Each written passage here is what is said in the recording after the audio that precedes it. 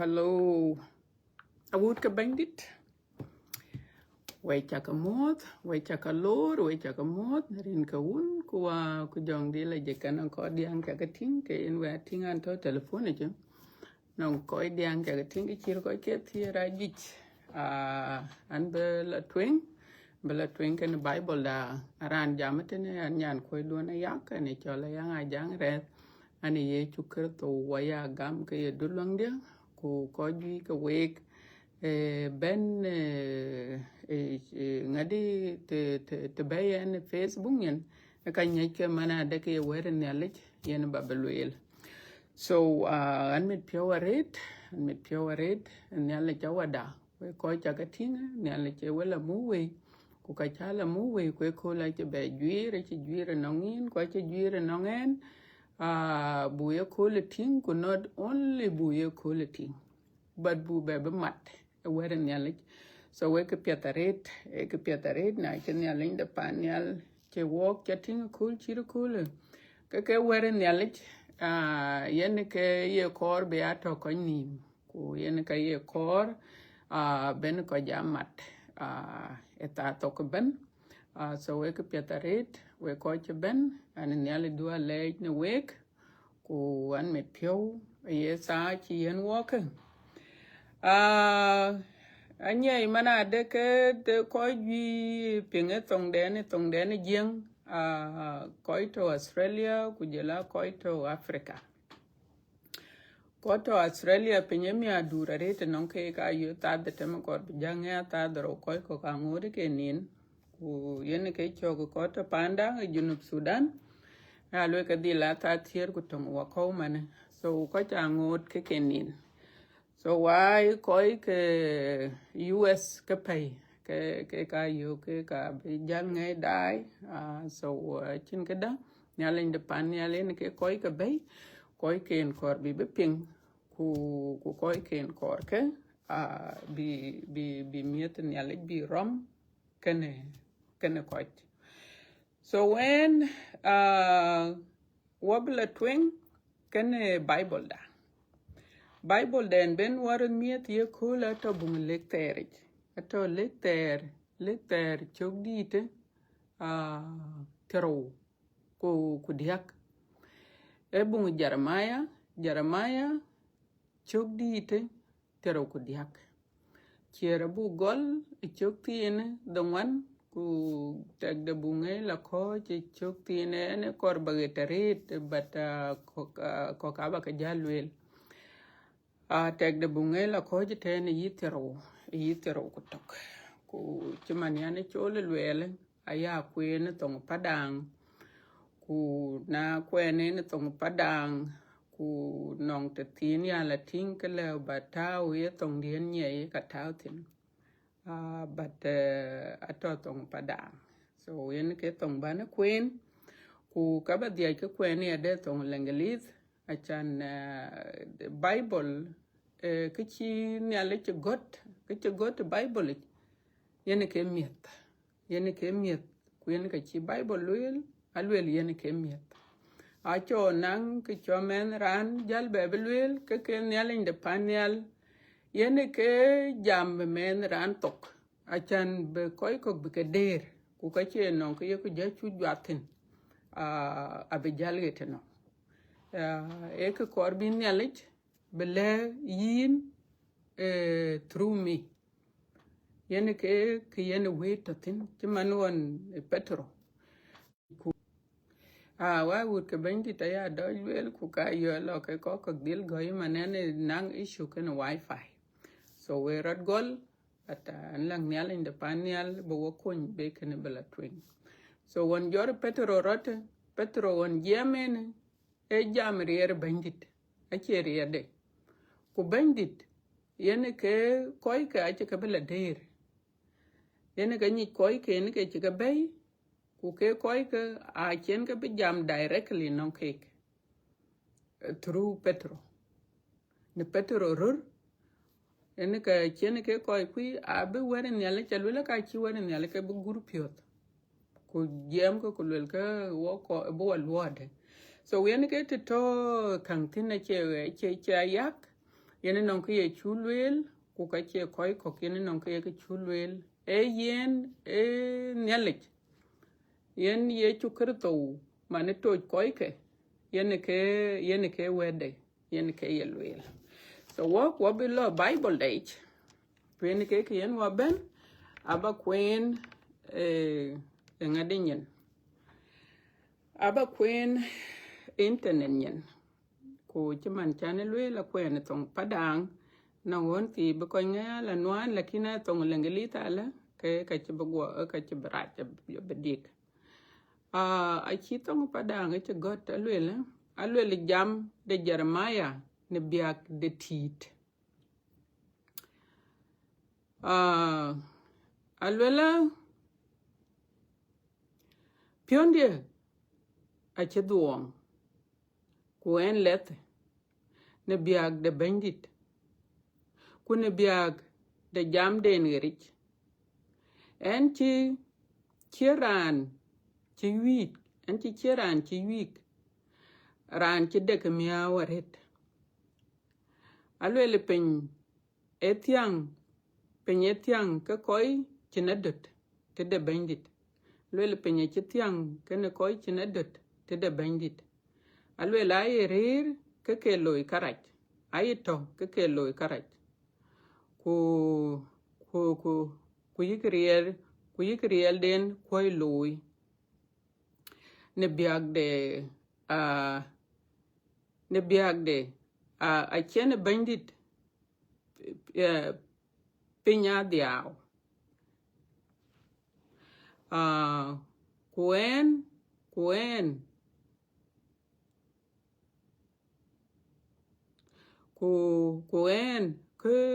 ke nyuat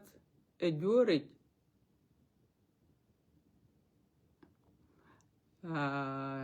alwele tene alwele ay rir ke loy krach ku ye ke riel den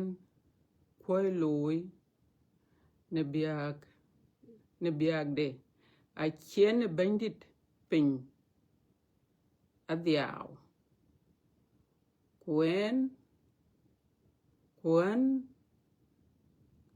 ke nyuat e jure a chikril a chiril we alwele ku won ke nyuat yenka nyuat tene chadur man alwele ku wan ke nyuat yen to ke nyuat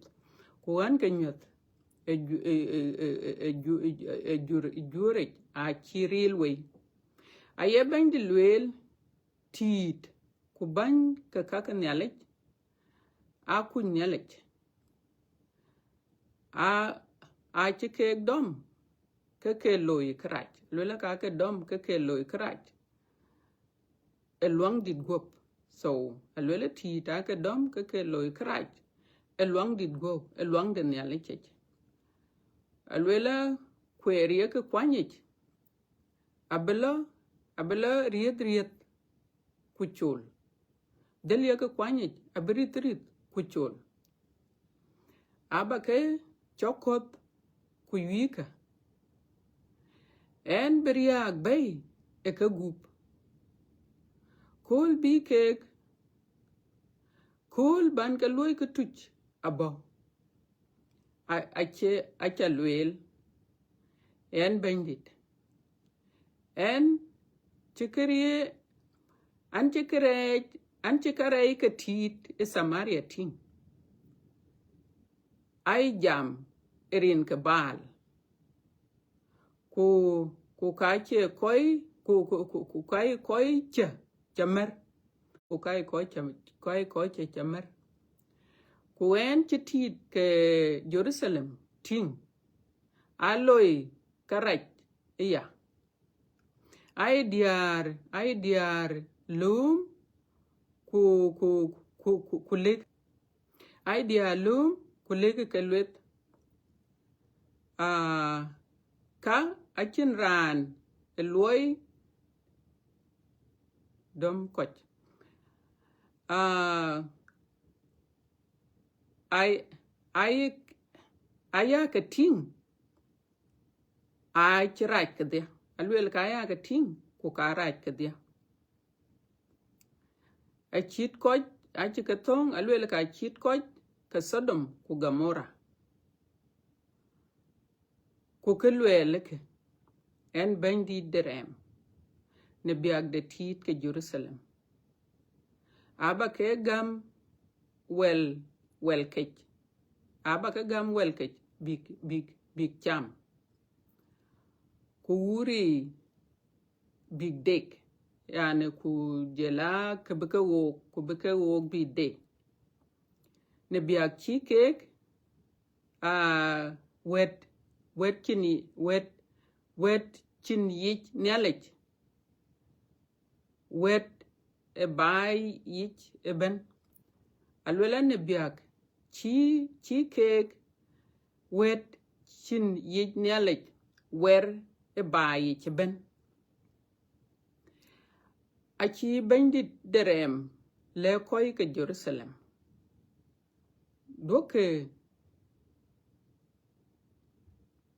doke lwele ti ping a tiong wek na ngat gorech yani a tiang wek ne angat gorech ai wele ke ye ke tong ai wele ke ye ke tong ke che ke kene ne ale lwel chok tier ko doro ai lek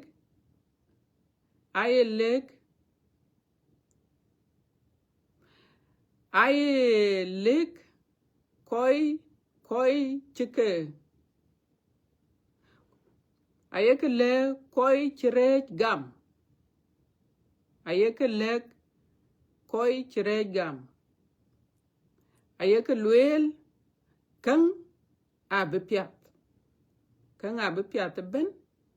te de kek ku ka yike le ranrin nom ben riak ache beben chok tier ku ber wo lwel achin tiet tung etit yich chokoj long de banditich achin ran tung ekayi chijam de konping ku yoke ku achin kechelwel chi ku kachin kechelwel chi kon ping ku riuka tier ku dongwan agodia alwela gugdia e amangdit a podit gugdia e a podit e yomdit belun e koch belun ko e krai loini ku achi ku kache bakoch aguti ben yen ka kor beloy kan loy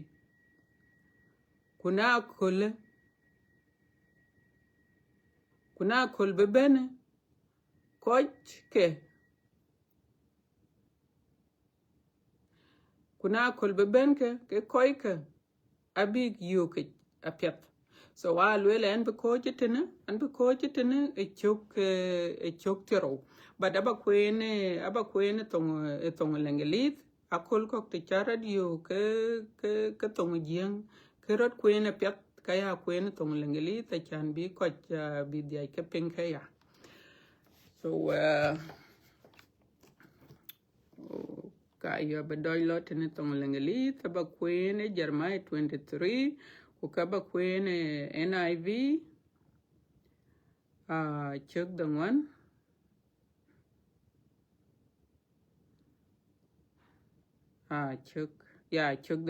chok dongwan alwela concerning the prophets my heart is broken within me all my bones tremble I am like a drunken man like a strong man overcome by wine because of the Lord and his holy words. The land is full of adulteress because of the curse that land lies parched, and the pastures in the wilderness are withered. The prophets follow an evil curse and use their power unjustly. Both prophets and priests are godless. Even in my temple I find their wickedness, declared the Lord. Therefore their paths will become slippery. They will be banished to darkness, and there they will fall. I will bring disaster on them in the year they are punished, declared the Lord. Among the prophets of Samaria, I saw this repulsive thing. They prophesied by Baal and led my people Israel astray. And among the prophets of Jerusalem, I have seen something horrible. They commit adultery and live a lie. They strengthen the hands of evildoers, so that not one of them turns from their wickedness. They are all like Sodom to me, the people of Jerusalem like Gomorrah. Therefore, this is what the Lord Almighty says concerning the prophets. I will make them eat bitter food and drink poison water because of the prophets of Jerusalem, and ungodlessness has spread throughout the land. This is what the Lord Almighty says. Do not listen to what the prophets are prophesying to you. They fill you with false hopes. They speak vision from their own minds, not from the mouth of the Lord. They keep saying to those who despise me, the Lord say, you will have peace. And to all who follow the stubbornness of their hearts, they say, no harm will come to you. But which of them has stood in the counsel of the Lord to see or to hear his word? Who has listened and heard his word? Number 19, see, the storm of the Lord will burst out in wrath, a whirlwind whirling down on the heads of the wicked. The anger of the Lord will not turn back until he fully accomplishes the purpose of his heart in days to come. You will understand it clearly. So walk because it in ke wer ni ale kina acha kwen tong lengelit ku kayo erod dil pinga piati de etong lengelit. So ka walking go la twing wo be nim gorpen ko wo be nyalenda wo be long be nyalenda be ke den loy kutena be cho la twing a piap ku be cho ping rot a piat ne ki chine ra non ka lew ti chin nyale gur ku nim pen nyale ping long da ku ni cho da ti nangin baba ya ko ba in chu do le nyale ko pio nyale de mende ko nyar nyale ni wayendor woni ye chu kripto bendi da baba in chu do le ne gel chin wala gel wara ko la ba ba ba ko chir ko la ku ke ruon ke ben baba chin ka wo gel kana ka wut kun ci ben tene a le ci ka du ku yin ya ko ba nyale ndi wacha le bu to tene ye ko le ti chinin wacha le bu to tene ye ko le ti chin ni du ku ti chin kai du nde pio ku je la ka pia ti ka loy wo baba yin ka du wo kin a le ani ku mana de ya de ko ci jal wara kol ko ke to war ku ka li ye kol e ta yin ko be pinnum ku ta yin ko jor yin ke ben kuna cha wa cha tin ko chir ko le yin ya ko ba ka yin ti ku ba wo kon ku ba wa ngor ku ba wa tiong ne wel ku baba janal wel pin no metene ai ko ai wel ku pin ke ka ko benang pira ter wo bo tene ye ko le bu wel ku bu ka wel ku bu ka be pin yin ya ko ba ba wa ta ti e thong ku ba ka wel kun ka ba ka taw ba ka chom ne pyot kwa yi bu jal ko wa chi tiang ne ke yin baba ku chunim bla mar ku bai cái will cái nhà lấy lo nhai có nhìm yin ya ko ba bandit thiết chân cái yin be bato kan walk ku ba lungu ba ka go piot kwa yi a chan chiran le ba ka be der ku chin ke le ba ka be der ke kai ben bi ka be nyai ko piot ku ko ni ba inti ku bato kan walk ye ta yin bandit chiran walk le ba wedu lel ti chinin ko chiran le ba wedu ping ti chinin ba yen ke na chati rin ke chu kerto bandit amen. Amen. Thank you. Would the bandit again. We check a door leg. We call it ben. We check a lord. We check a more. Nerin ke chuker to bandit. Kaden ben wa jam tini ye kola. A chuping ne. Nialin de pan nialin ka jam etit. A jam nebi ka luet. Ke ka jamin ka. Ku ke ka ben wo ka ping tini ye kola. Summary ke chiroloy e ke luel ni alet ku an be jala ben tinala. Damanon chene ngadi. Chene ni alinde panyal. Anong weli ke le Israel. Ku anong ka ke le Israel. Ku Israel kocha ke chater hechi. Ku yene e choko juda. Yene ka chene bi aje ka be ala toj. Nebi ke ku be koy le aka luel ni ale chila kwa luel ni ale chila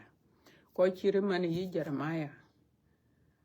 ka yen at that time aka nong nebi ko chila benbe e ka yi ku ke nebi ka ai nebi a chi Bible e chilwele ka ai nebi ka duom a luel ni ale chika che koy ka ku ke ka kaka a chi ni ale nda pan ni ale chan ni ale nda pan ni ale to chin cái chi tin qua chin cái chi ping na ye Bible ye lwel ka to create benich so ke ye lwel yi pio ku ke ye rande lwel ku gogen we goken rande create ben ayen ya linde pan ya le ping ku ka ye ko kala le ko ka ye ka ping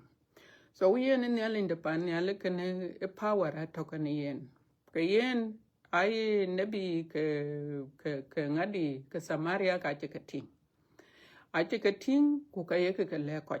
ku yen nyalin de panyal ye ke wet ke nabi ken ka ke ye to ti chan bi will bi ke le ngadi koy ke chan bu koy ke pyod will wen ke nyalin de panyal ye kon loy e koy kon wet bu koy ke pyod kon will a chan bu koy ke pyod will e ke ye loy ke na le bu loy de run le bu loy run bi charet but ye kor bu wer bela bi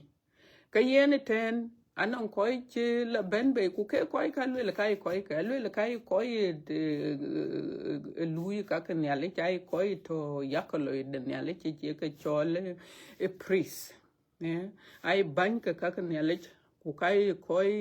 jam ye ke nyale lui ku ke ka chen ke koy ka ben be tin ke koy che bi an ne bi ka dom ka ku ka ye ko cha ye ke ping ke yen nyali ke nebi ke panchol Samaria ka ache ke ting kulwele le ke koi ka alwele le e wilken ye ke ping ku ye ke la lwel bi ke kulwel ke ye ke ngade ye ke wil bo nang nyali che lwel kai ben nong bal lwel kai ben nong bal ku bale jok so ke na kor ku bunyi manada ke jarach ai ko le luet ku kai ko chala luet luel so luel le kai ben enong bal a chu ping netena a luel le kai ben enong bal ku the purpose ke ngadi ke nabi ke yen ke ka la luel bi alwel ni alinde pan ni alchimani ne chen wa ka ping alwel kai ko tioy wilken the purpose den yen ke ne loy ako ke ne ale aye ke tioy so jaka luet kunebi ka luet a chu ka belum ke ka koch chu ka belum ke ye ka koch a chan ke yen ke chu ping alwela kai ko ye ror a ko ye ror e delen ya le che yen ke chin ya linde pan ya le che ting e ke loy nebi ka duom ka Samaria ai la ping nang ja kulwel ke chi ping nang ne le ku bi ku le ko ku chan bi ko te ro e chi loy ka nong da e ye ko loy chan bi ko te ro ku ka chi ne le che le che nabi ka Jerusalem le che ka tin ya ku ke nabi ka Jerusalem ka ai nabi ka duom ya le ke le kai mukor le kai la kor diar ku ke den ye ko loy ke kai ko rat ke ai rier ko rat ye ko jwa chan bu ko rat bi rat ziada bi rej de ko rat bi jwa ke so nyal in de pan nyal che piomit ke ko ka gu a chu ting mana londen e bi ko ka nyal bi ka nyai en nyal chok so nyal in de pan nyal pioria ku ke ye damen de korben nyal in de pan nyal be ke wet ke be mit ke Israel ku jela Juda bi ping wel ke nyal ke wet ka ala ku le ke ben ken ke ka ken ke chan ke a chen nyal che chi lui ku bat ato yakolo ku ka to ke lwel ke lui ke nyal bat a chen nyal che chi lui wow ke bende so nyal in de panel e pioria karet e ke ko ka ku le del den ben ke chaptin alwel le ka beria mariam alwel ka bia slipper alwel ka put ku ke abakot ku ka belon ku ka bi chati a belon chole so nyal in de panel e pioria karet ka gu chamane ne chen we ka ping ten ku ke a che ka tong a che le ke ne bi ka dom ka alwel a che ka tong sodom ku sodom nye ke chiro lo sodom ye te ye ngani ake koi ke chatere he rache chere ke chatere rache chere ku ka chen nyalen de panel ka chen maj be chalun panel kuriok sodom le ke nebi ke ka ku ke Jerusalem ke nebi ka ache ka tong sodom ku koi wilken ping ache ka tong Gomora so go yaran che ye ro ke koi ka ku kuran ke ka loila alwel ni alin de panial alwel le ka lui ke destroy che jalo ku le ten ke da ke koi ka alwel le no e cha ka kon chol chi kon ben alwel chi kon ben ngadi di akunum di e council chi kon ben akunum di chi ping no ngen achan ne alin de panial ku to ran e ke yi chol ti manon chen Moses chol ku ti manon chen ti manon chen ye chu kerto chen yi Petro chol ku yi Paulo e ko chol ne ale baden ke jalwel alwel ke ko ke chi kon ben a chi kon yu che ngadi di no in the council of God ngadi akuno ne ale alwel na ke che ben ku pinka e ke di chi wedi di chi lwel but ke ka ken pin no en so wa would ke bandit koy ke nabi ka duom alwen ni alin de panial ka che pin no en ku ka che koy cha ka tot yen ke lwel ni alin de panial ku yene ku ke a ko ju a chi ke belel ror pinde Israel ku jela Juda a ko ju a chi ke benyai because can ye ke lele anon ko ke to e ke chinyale nyar ke chinyale kor pinde Juda ku jela pinde Israel ke ko ke bedel ma ben ke lele ke lele nyale ke ne bi ka lo no ke ko ke kule ke lele ho wan nyale cha peace akanong dor an nyale cha achin ke beloy we chating so kene e jama duom kuke koi ka jal ya relax ajal to ke chen ke den chen kre bin ya le loy walk walk piat kriye che ben piat a chen ke bi ne alinda panial a chen ke be loy walk and so yen ke summary e ke loy rot we gwa wut ke bandit ne alinda panial yes ka piatato walk wale bu ajam ka piet chi chu kerto chi kaloi ben bay chen wa bay rechi ku ton chen to wo ku ke wayen nom lao ku wabla panial ke ka apiat batanan kok korni aliki adebe ke luel ka beneke ran ku chat bela duonum ku ka luen ni alin de panial ke achana pinke ke koj bela du ku ke ka ay ka ping ya de nebi ay ko jam nebi ako yen ni alika toj ka yen ye kule nebi ka duo mato achu ping e bung petro achi bung petro achi luel ku luel la alwele ko ka duom alwele ka betwel ko chi you know so alwele bu ko ja careful bung petro kaya you kene aken bung petro anyway na cha yen yo ala ke batao but walk ye chukuru to ya da e walk e wanyen nebi ka duom a chen jamaret so a chen lek ter a chen jamaret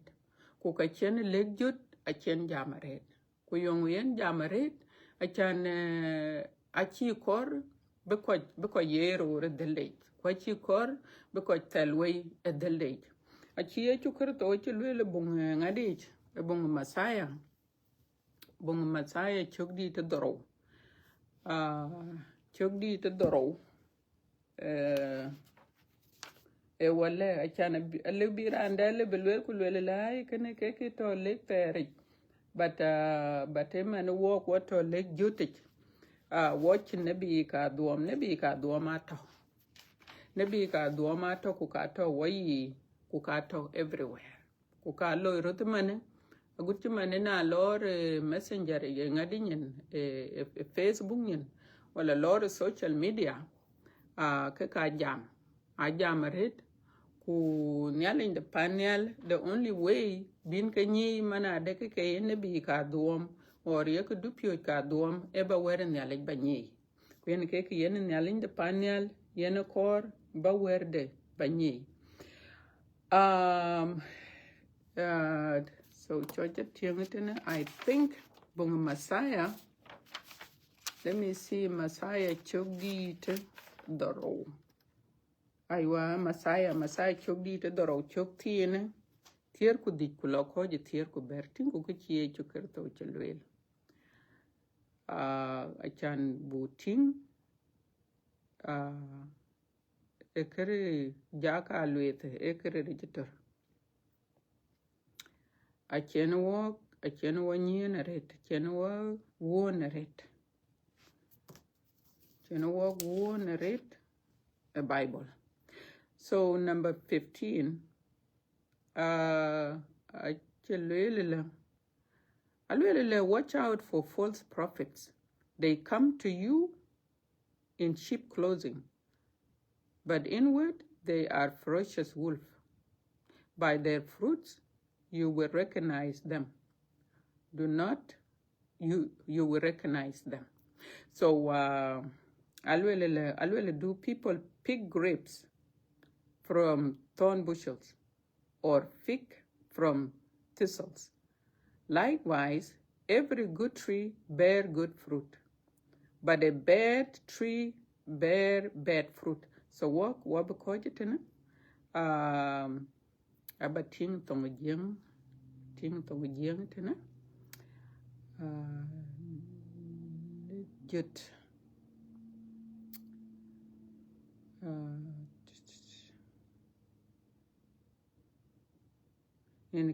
okay no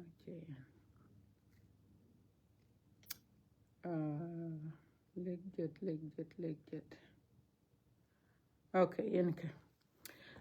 So in number 15 legit alwele we ya nyen ni nebi ye wedom ye ben enong wek eke cheng byong kamal ku chik wat ne biaktin yik bang bar aba ka ya nyich ne luok ye kek luok ye koch abiei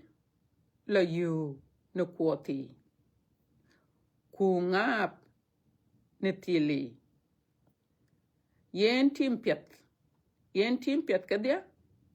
ay luo ne luo piet den ku lok tim raj ne luo graj den so yen kan wa wut ke bandi an ci bëgg taret nyala inde pan nyale wanyen ye chukere to won to en pin no metene e wala yada e wala ku le ne be ka do mata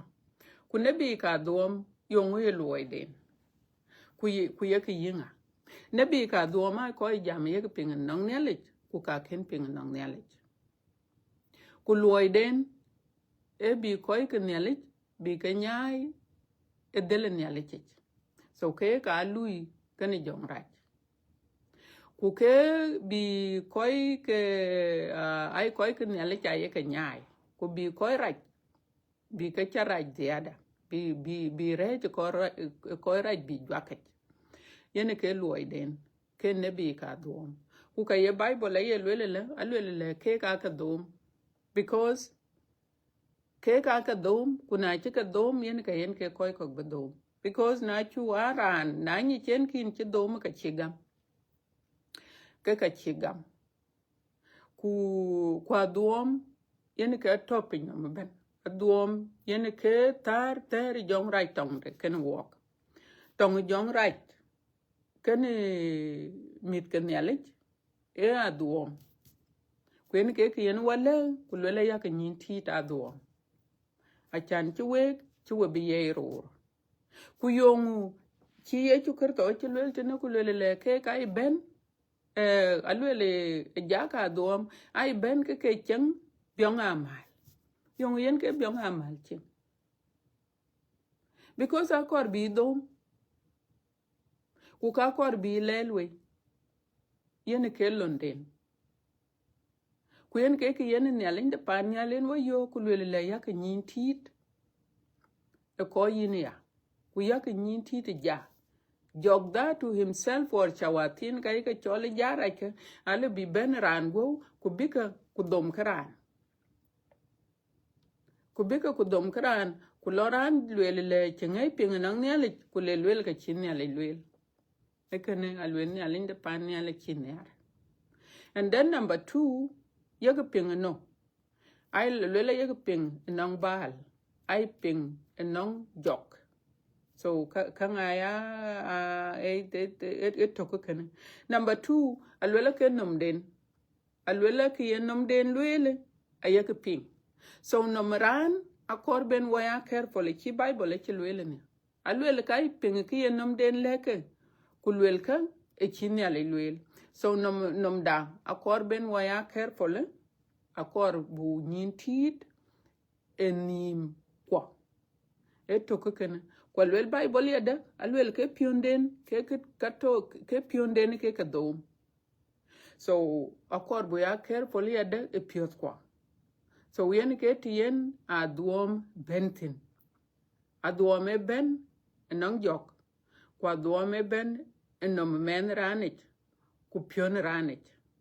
ku ke ben ai aywa kwa chi bible ki lweli yada alweli le ka ye weekend ka dom so we ka menderan ale bi yidom we to yigo ale bi yidom wa wut ka bandit alweli ni alinda panyal alweli le kanon ka ya ka lewe ai buwanwane ping ene ka chan ke lewe ka lweli kanon ka jui ke karba ka lewe but abuwanwane ping so wukene abe konywan ping badien ke ti chen ne ale kelwelti tiu daran ale brand dom we kuleran kada kulweran e ti ping nang ne ale wen ke chok nomran so wo ka kor bu ya careful yongu wa kon yongu yin kon a chan bani mana de ke kene elwet e wed de ne ale yen ke yin kon kwen ke yene lwela yoku ben bu ping weren yalich bu ping weren yalich ago na bo kaka duom chimane e kai ben ke chike ko piot ngadi biung ka malka ke kale bakani anon koi to mane kadang yen mes Facebook yen ku ka che yi Facebook tok anon ko ran ga ka wet ko anon ko jam la ayen ran chu jam ku le ka le nyalit ye pen be ben alwe le ye chu krito bu ko bi jor ka be kanisa de bi jor abirana bi chu le ya ku ka le ko le ka chin nyali le amia ka pe boku ler ku chin nyali chi ko jot ku chi ye chu krito chi ba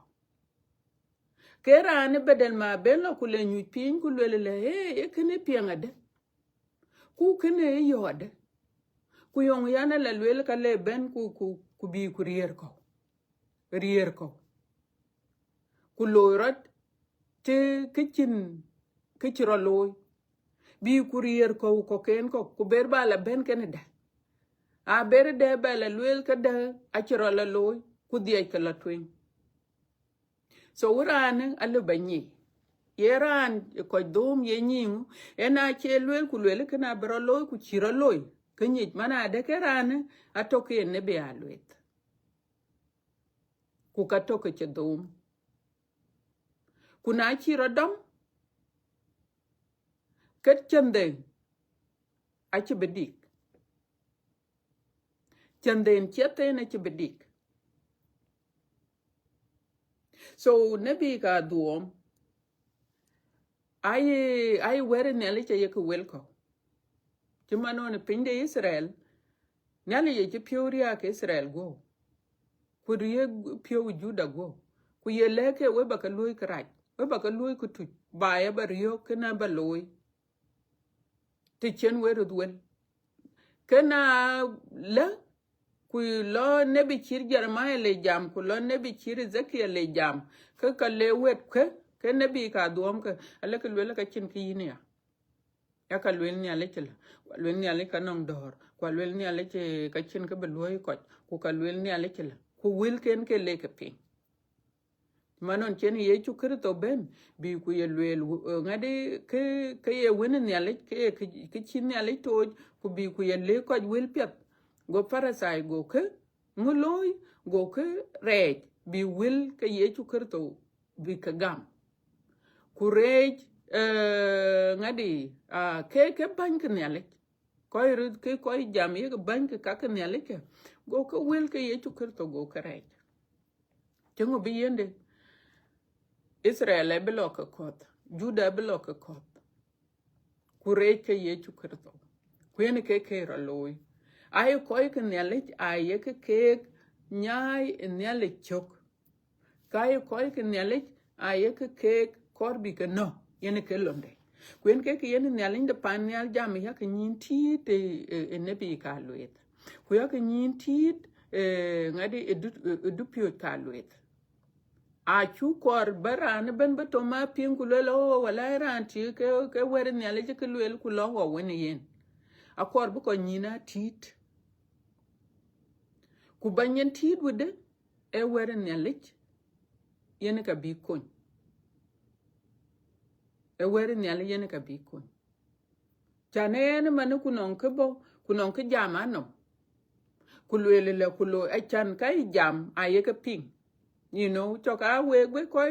dai ten anon kai jam woni a ya ke ping ke ye ke luel kwen ke jam yen ke jam ke ne bi ke ne bi ya so ke kai jam ko nim ke akor bu ko nyin tit ke ku ke ye ke luel ke na ye ke kapya e kai ka bonong nyale kuna ye ka loka yu ke to bible ke ka nyin manade ke ye ka domi aduom e pention kwa duom yene ka cho pinom charach kwa duom yene ka ler koch manya ber kwa duom e yene ke tong ter jong rach kene mit ke nyalich e ke ne yene luela ke ben ke che ko ke chang ngadi ke dang ke che ko pyot e biunga mal e chan chi binyi bana yera ni Bible kaka ni che chana lwel Bible alwel le ka ye ka ni ne luodin en ke ti chena Bible le wo abi le biran lwel banyide yin du Bible kwa lwel Bible lwel ka ye ka ni luodin ku luodin alwel Bible a team pet ache lu beluo e krach ku chimane ngap ache lu ben be tilich you know tile ni ku wa tian kana kwot la na kaye yi ki lo bi yelino so with til kirkene ache lu be ngap beluo ngap yen ke lwel ye chukarto so tile ko kuko achilo be chile ke pia dini ya ngap ti ngap ni ku ani ko but ato balong me ngade Israel so yen ke ye lwel so yong ke lwel ye chukrto lode e ke den ye lwel e yen e ke ben ya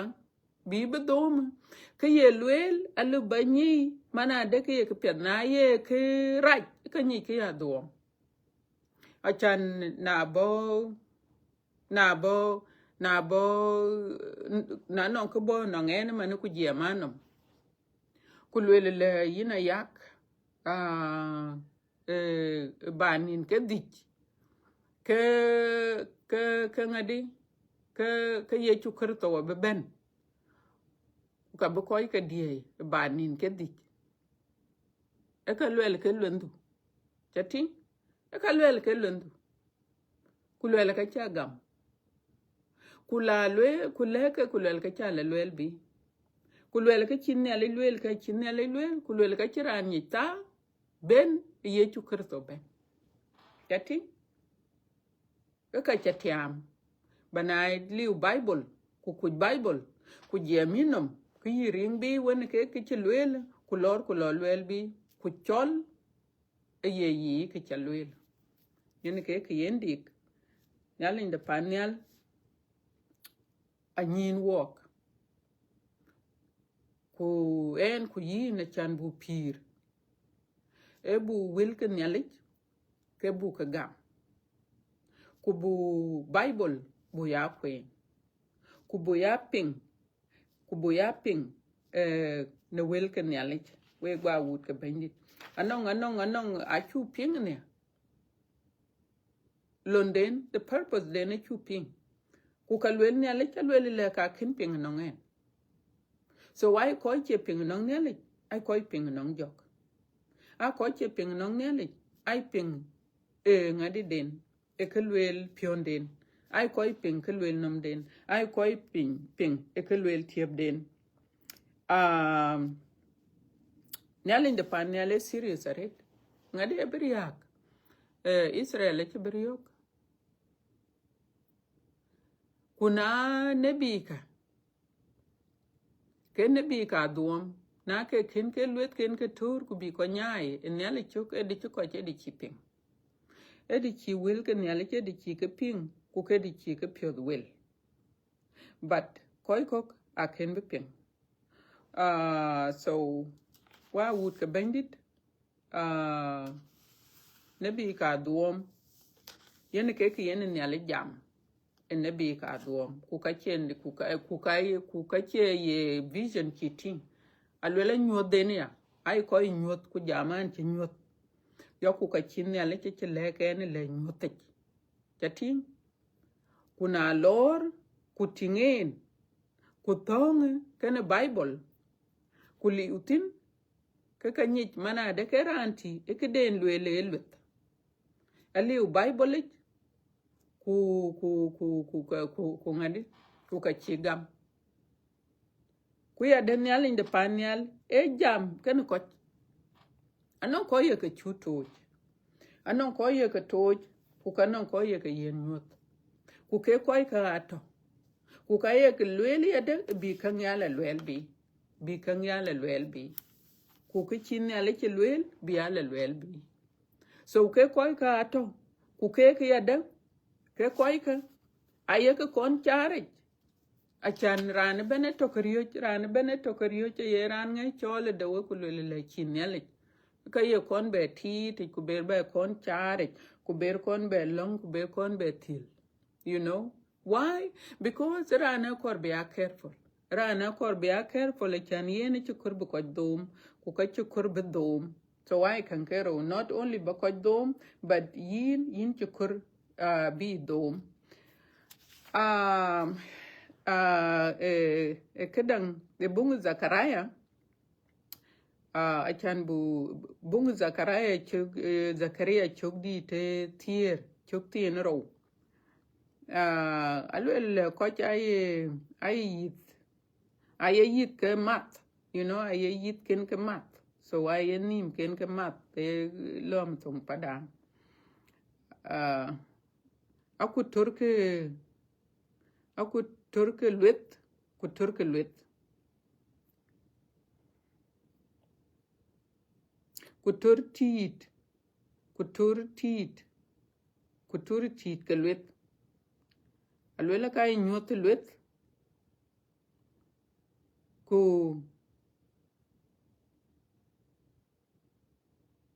piut ku koch garich jati alwela kay koch piut luet ku piut ku koch garich. They lead people astray. So yen ke chaping ten yen ke London achan chabelwel manade ke nebi ka duom ay ko chabach ache ko chabach alwela kay ko piot garich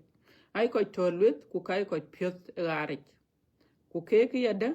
ay ngadi ay jam ken ay lati nong bal or ay bal ay ke lekam achi Jeremiah achi lwelene Jeremiah tero ku diak chuktin tier ku detem chuktin tier ku detem yene ken ba do penyitana achan bating ke kak nebi ka duom ke yek benno chan bunyi pet. So this is Jeremiah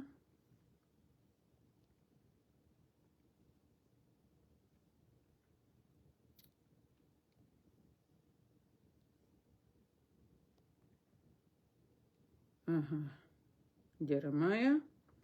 23 chokdi te tier ku detem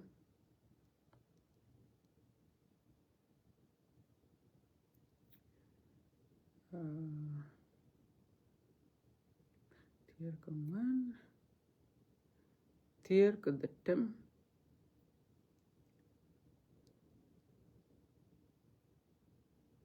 alwele achi bandi derem le koy ka Jerusalem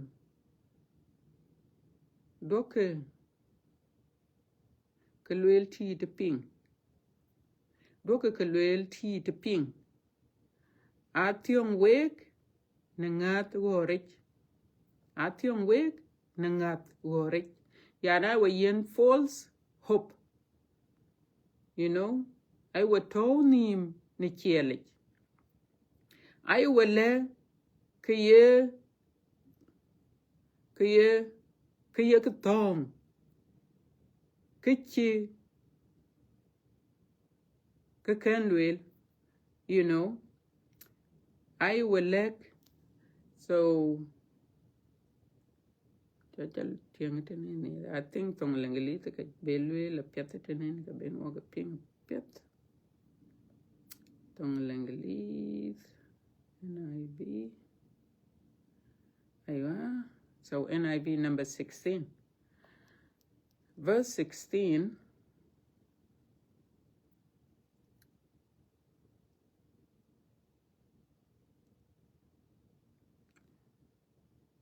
verse 15 verse 16 Alwele, this is what the Lord Almighty said. Do not listen to what the prophets are prophesying. Are prophesying wake. Alwele, they fill you with false hope. I was young ne ngot ngot chinenum. They speak vision from their own mind. Alwela kai jam ne ka vision ka yeke ka ting vision. Alwela vision from their own mind in them den. Anything. So yene keke ne akorba alwela yen men ran. They speak vision from their own mind. So ukene eti yene keka kabentin. I can bu pinga pep ti yene luet ken bentin. Kuka lwele yadam, alwele le piot ken. Alwele le akaye piot ken,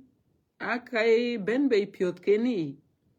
Akaye benbe piot keni kadom ebung Ezekiel. Ezekiel 13.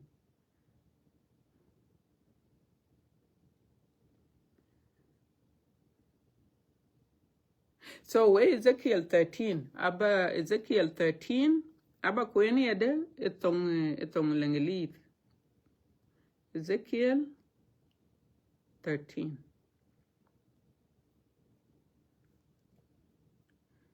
So Ezekiel 13, chukti tok. Alwela, the word of the Lord came to me. Son of man, prophesies against the prophets of Israel. Alwele leke de nebi ka duom ke Israel. Alwele lo tiete non ke ke Israel ke. Alwele leke say to those who prophesy out of their own imagination. So okay, angadi den ti den alwele ye benenum denich ek thong num denich alwele ye benenum denich their own imagination. Yating alwele pin weden yalech.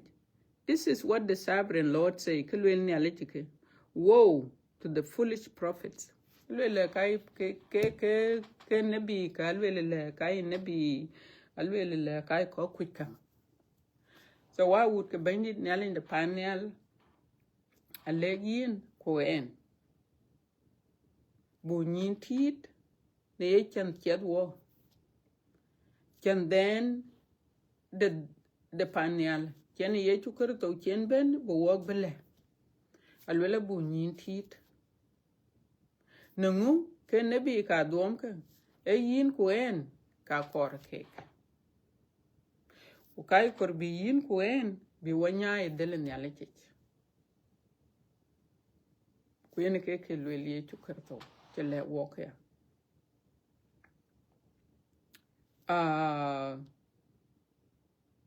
Ele walk ya da kulwele kanong ran beben. Kwa chen ye chukarto chen jamaret. Kuran beben tag the boy you ko wachito.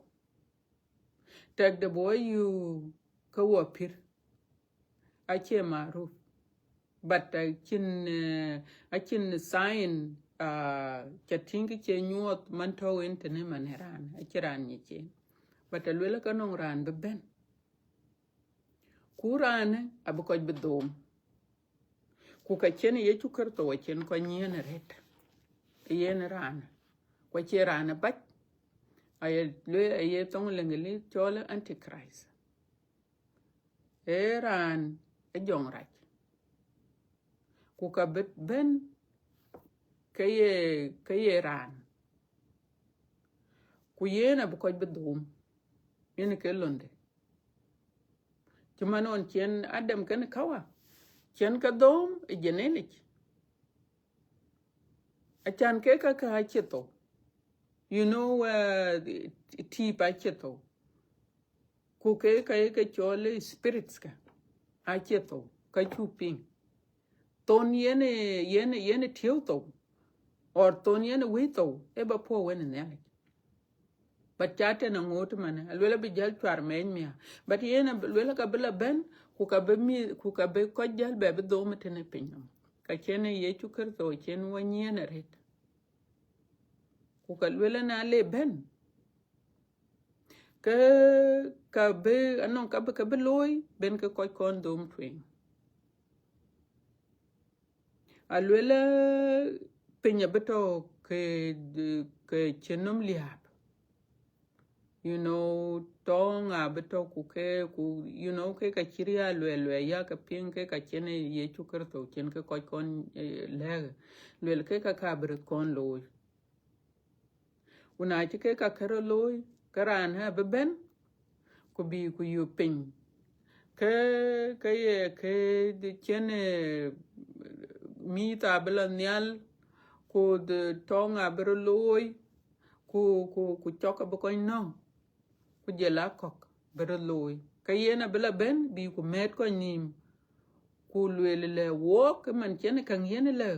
wo be matetok bu ya one nation ku be pin no ma be bay together yene jong raj ku yene ka be kum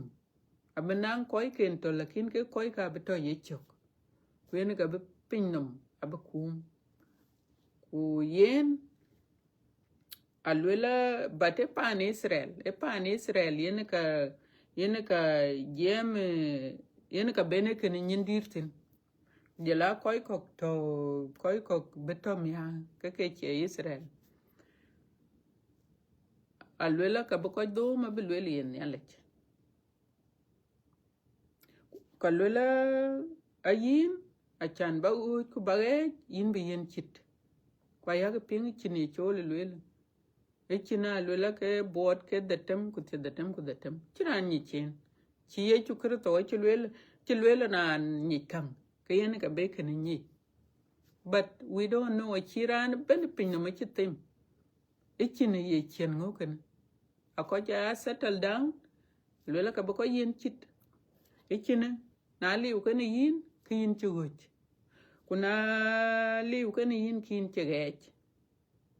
yaku ka be mit ke Israel ache mit ke Israel yaku ka be koy kan yalek abetong loy ken kek ku ka be ketiam so koy kan yalek abeto situation right pide na bracha rit te len ye ran ben abe ya ran chman koy kok to pin no meten lakini long tin e jok kwene ka chene ye chukar to e ko nyene yen so duni chine duni lum ku duni alwela ka dir alwela nebe adwoma betokane yen ku nebe abe ka dir abe ka loy ka be ruta loy bu ka ating panyal but alwela ye chukar to alwela ke ka adwom so yene kana be ben ka woto ka be ben ka woliw achu benye kuna lora dio mia ke lwela yin chuguj ila banang chine ke nyij manade ke yene kene e yene ke lwela ye chukar to ana bato pan chire teno bayen ko ka hoje kule yina chine ke yin chuguj ke nyij manade yene ke lwela ye chukar to kuna lomi chine kalas ke chen du chien ka chin du chien ba jal ba diaw ku lele le nan che you know an chi chilum by mistake ka chin mistake yen ke yen lele gam nyal chi mana doj ben nong ye chu kar to mana ku be jong di de er be to kan yin ku na to jong di de er kan yin ke chin a chilu balum ku ka chilu bi yen ku chilu balum because a chan nyal in the panyal a to kan yin iya den kiki bible chile wok ke jara kia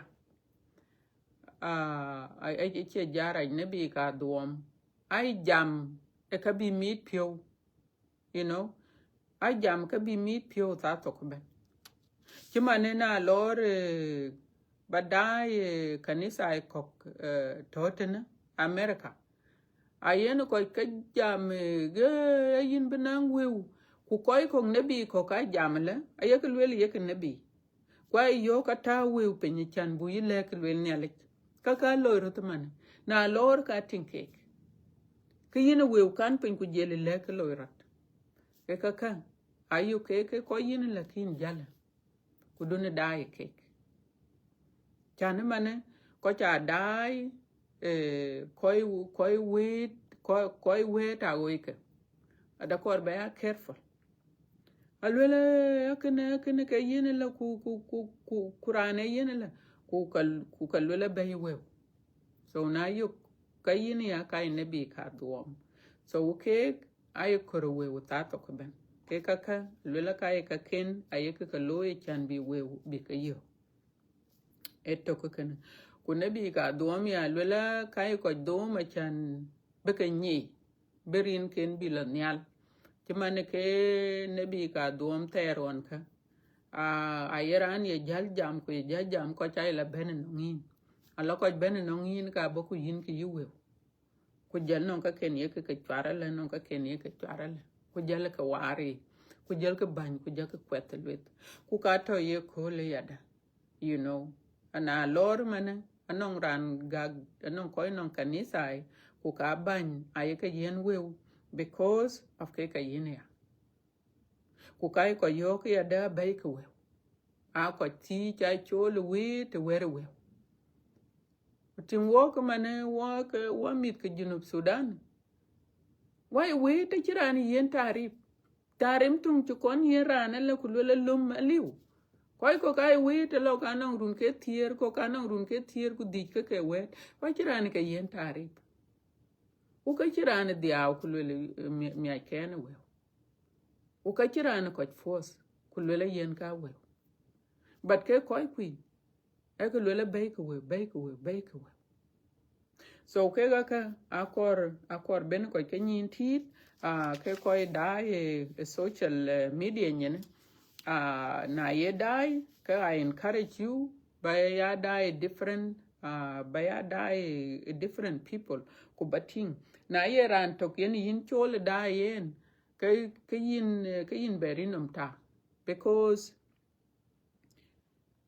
em fruit badai different ngadi koy wet badai ke chan bucket tin ala lum ten ku lum ku tin ten kuna iran tok ku ngi num la liam ya ku ngi la jal ni ala chok e ka letin ya da alweti we wa wut ke bandit nyala inde pan yal a ci pol we ku ka ci korba pol we ku yen ke yen jam ku yen ke yen wa wet ku yen ke yen wa le ku yen nyala inde pan yal e yi kon le ku kon le e pan chol Israel ku pan chol Juda a ci ke le ke chirun ke buot ku kam ke le ko ke kin go riok so nyala inde pan yal very patient en nyala balu tawil wel tong larab yen alir pio kuliade ne pio e chi korbu koy lo koy ko ka ler pio ne le che ko koy lo kulela ke liren pio wa chin ke beloy but yen alo rej de ben timan chen wel te le guk de ben ka lwela ke dia che duk ke kin londe loy so wuk ne le che beduk ke kin londe loy ache le wok ne chuping e chok ne chuk kwen alwele wok dia ache beduk ke kin londe loy ku wok de akin beduk ke kin londe loy Israel e beriak Juda e beriak aka betyai abila nang ke chir run biana bur kero ke keto ching gon kok kwen ke chok da e kol wanyi ne ke yin kwen nyalin de panyal ke ye kor chaka ne lwele ye wel pet be a chole lwel ke ye sa pet but wel yen ke konyi na kor be ke ya ping chan ke wel ke ka no ngi to ya ka no ngi to cái will ray cái ray cái lối cái anh nó nghe thổ quên cái nhà lên đó pan nhà lên will đua cái này lối ku đua cái này lối ku đua cái này lối cái này ray đua cái lối ne bi ka duom akor bi ting nong du chien cái chin du chien kuna nong du chien e ka ngwan bi doj du chien man ka ngwan bi doj du chien chana nong koi to huti a chien ne bi bada ko discourage a ko yo ku le la ke le ke koi ku ke che yi ya ku dun ping yen ku yong yen ko chole you know ka le ke ka che yit ku tan ya le chino ke koi ke a chien ne bi but ke ka koi ne ke le ke a ke ka koi ye ja ka dom ye ke nya nyin ana ping ke wer lwel mane ke che wer de ne le ka latin ku gam ka to ke koi ka akor bi ka nim beta ko bo wer ne le bo ko du no ne le ka ngot ka kenya too late ka kenya too late because anong ka kor bi ko telwe kuna aka la ben be yu so na le ne le walk na nong ke le walk ka kor bo ya ping you know ja ai blari ro ko gumia te chen ke krai loy ka jalari ro ku jal dong ku jal wele loy de ken era loy non ko jit ba de chi kor bro loy non in era loy non Judas Iscariot Judas on chen joglur ye go lo ku loy re de non kor chi loy na wene la jok le ben be ye go ko la nyin win ku je jago de aw jel pyo jago ngadi chi yu ke chi krai loy when ke tieni joko nothing a chi jal no chalo chakra jalo e chi jal pyut wan ku jalu lo pin lo kor ku bangu loy ke chin ke beriyo to wa wut ke bandit nalen de panel a jam ke ni yin man ko jam ke ne en tal ku ka ji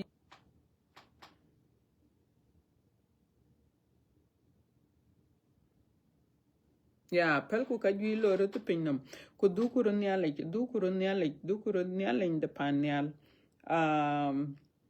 a chu ke ping ke koi ka ato wayi achi bung petro de ro chok di te ro chok ti ne to ku yen ka be achi le wok mana de ke koi ka ato wayi achi ben te pe ato wayi so petro twing chok di te ro ja ting te ne le getech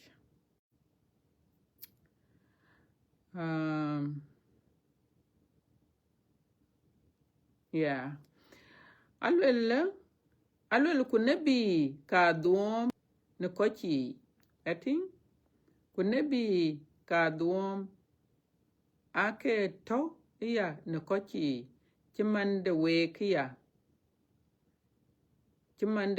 kia dupio ka duom abrut ya jot ne weyi yating abrut ya jot ne weyi ku yike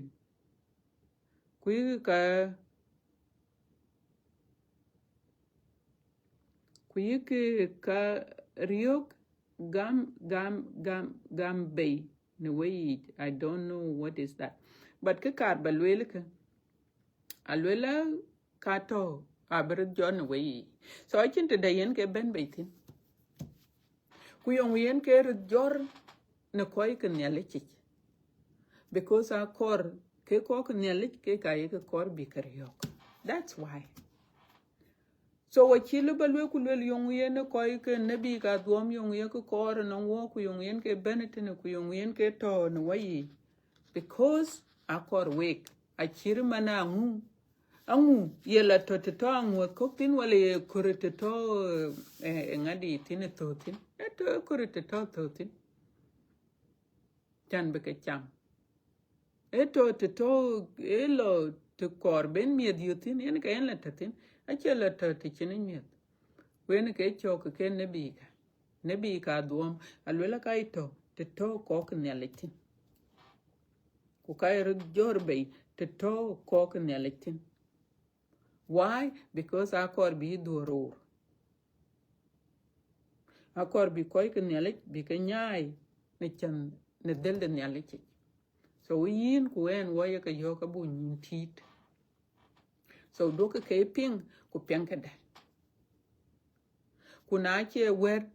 de dupi ka duom, ku ne bi ka duom, ku ja ka duom, ku ngu ka duom. Eran to pin no ben edele panyan. Rana ben to pin no meten edele panyan. But unfortunately ke wayi kulondin ebi ko irio kwa chie chukerto achile wok ebung masaya chile wok ebung masaya alwele ye ben alwele ke ngadi de chi chom alwele ke ngadi de chi chom kedang raw piata chi chom alwele ku jelo kuleni na alwele go kedang go servants koi ken ke loy or alweke go ke ben ku yuko nun ke chera pied wona chi gol pe ni chi gwer kwa yuko tingwar pan yin chi gol pe kura wajel to chilil chin yaaj kwe parabole lwel ye chukerto alwela go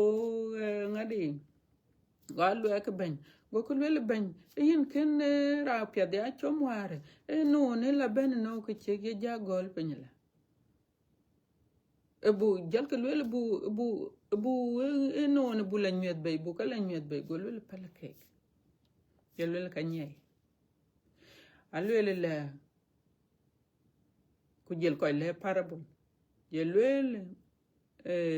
yene ye chukarto yene ke chom raw pet nene ke pet a chom ku ke pet alwel ke yin ku en o koy ke nyalech alwel go jong ray go la ben bi go tew koke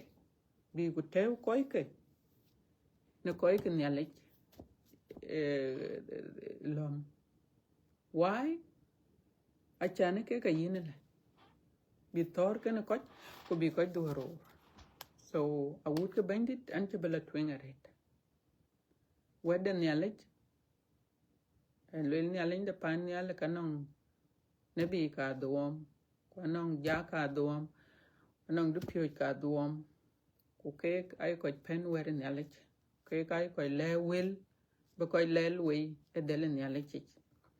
ku lelien ke ko le we e bi ko le bi ko duorur e bi ke pied war kare war chakawan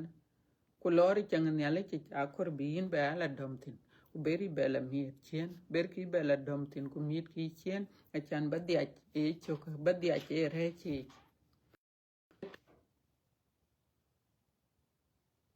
okay an chinang shuarit kan internet al welan be jal ko chitene wa wut ka bandit ko chaka do alej we ko chi ping ka we ko diang chi ben ka I pray that non ka piet non ka cha ping kuna achin ka chirot ping ke